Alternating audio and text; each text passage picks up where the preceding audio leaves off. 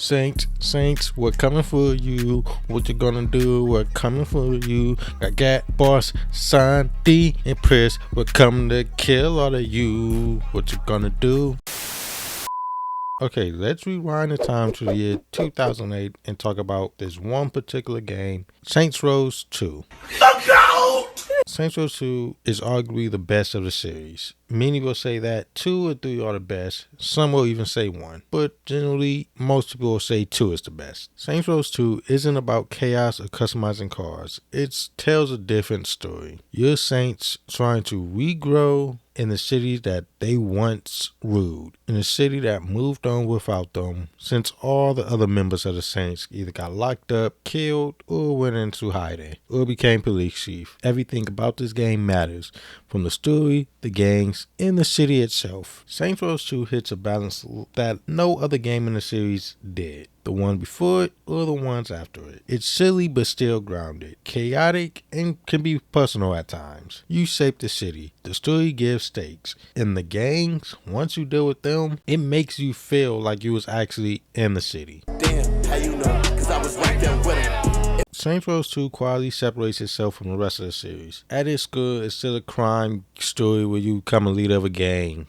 You're not a celebrity or no superhero or even a president. You're taking back a city that moved on without the Saints, like I mentioned earlier. And every gang left its marks and why most people still hate them today. For instance, the Brotherhood. Everybody hates the Brotherhood, and we all know why. From them killing Carlos. And then not to mention they offering you 20% of a city that you once owned. Every mission after Carlos' death is great for get back. From Jessica to Matt, stealing the shipment, and everything in between. The territory is one thing, but after the loss of Carlos, we really just want revenge for these niggas. And not to mention Carlos' death is one of the saddest in gaming. I remember crying about it when I was young. I'm like, no, bro, no. And many other people feel the same way. And you get the joy from taking down the gang once and for all, which is why a lot of people still do not like this gang almost 20 years later. The next gang are the Ronin. Although they are some of the coolest gangs ever in the entire series, they ran the casino businesses and they're Japanese Yakuza that got into street beef. Now Sogo, nobody really liked him. I mean, he had one cool scene and was part of one of the best scenes in the game.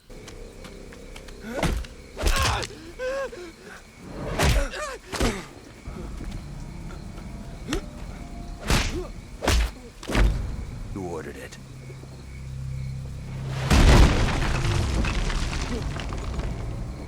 I'm sorry.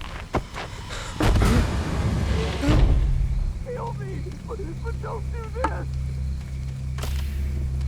Kill me, damn it. Now they kill Aisha and stab Cat. They are literally the only gang that constantly attack the Saint. Constantly. And that perfectly captured their style. Dangerous, flashy, unforgettable, and all about respect, even though they so none to the Saints. Got something you want to tell me? Go to hell. Remember them not for their cool bikes and cars or clothes, but for the story, chaos, and the tension between the Saints. They brought every time you faced them. And then there's the Samedi, and the gang he says Samedi, so I'm going with Samedi. Shorty, you got the Sons of Samedi. They're the drug kingpins of Stilwater while the Saints was out. Every mission revolves around, every mission with them is drugs. And they also have personal ties with the Saints because Sandy fucked veteran child who now DJ for the Samedi. That's besides the point. He even kidnaps her. And they kidnap you too and get you high and try to kill you and the other Saints. But for some reason they didn't go after Gat. I wonder why. And they also sent junkies after you, which is like the dumbest thing a gang can do is send junkies after you show them how much danger you are, but that's besides the point. Every encounter with them ends in bloodshed because you gotta kill them. Hell, you gotta use a lot of bullets. Look at Sunshine, for example.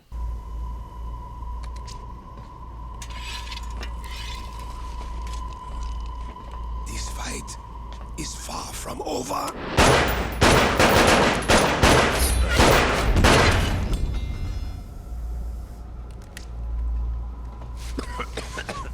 You think that will stop me?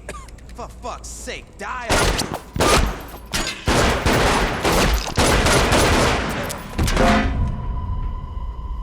By the time everything's all and done, every risk felt earned. Stillwater isn't just clear of a gang, it's reclaimed by the Saints.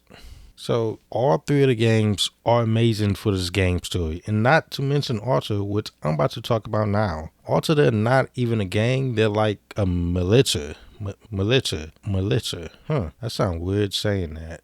Militia. But they come in after you take care of all the gang, and their bitch ass CEO, who's not really the CEO yet, Dave Vogel, he tried to take credit for everything you did. And you could have let him live, but no, he tried to take you out and all the Saints out. And from that on, be like, you know what? We just gotta kill him. And then the city is ours. And not to mention, this game kinda in some way settled the end of the first game, mostly with Julius and Troy. As for Dex, he is not mentioned no way at all in the series completely. I believe in Get Out of Hell he's slightly mentioned, but he's not really. But that's besides the point. Now we're done talking about the gangs. Now let's talk about the city and everything you can do in the city, meaning like the activities. Stillwater is the same city from the first game with a few changes. It's dense, alive, with plenty to do. The map isn't huge like many open world games today. Even a Hitman shop activities you can do too. Stillwater itself tells a story. Old city districts feel worn. Even Ultor leftover influence souls in certain areas, making you explore the same city but a newer twist to it. Also, the customization in this game is actually was ahead of its time because not many games let you customize the character this much. From the clothes, even the cars. You can change the color of everything, which is one of the reasons I liked it when I first played it back in the day. I'm like, oh, this is cool, because another game doesn't let you do that. And you're not no predefined character. You can literally make whoever you want in this game. Now the gameplay for this game, it's not the best whatsoever. It's actually not optimized, especially during that one Brotherhood mission where you go get the shipment. Oh my god, that mission is so annoying. That's what makes this game suck, because you're not here for the gameplay, you're here for the Saints and the city itself and the chaotic of the city. For instance, you can run, you just randomly explore and streakers will show up. Not to mention the ragdoll physics of this game are great. That's why Insurance Fraud became so much fun and has been a staple in this game. Now, all the things I explained are part of the reason why many view this game as the best game in the series. Saints Row 2 hits a balance that others never do. Serious enough to care, silly enough to laugh, dense enough to explore, and fun enough to come back to and play countless times. Because I've then